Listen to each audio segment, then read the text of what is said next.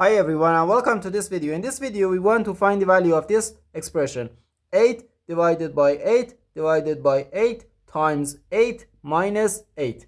Are you ready to solve? Let's go ahead and get started. In this expression we have two divisions, one multiplication and one subtraction. As we know, multiplication and division have higher priority than subtraction. And also multiplication and division have equal priority and we have to work from left to right. So first this division, then this division, and then this multiplication, and finally this subtraction.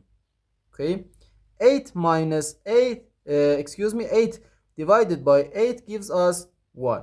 So 1, let's recopy, divided by 8, then times 8 minus 8.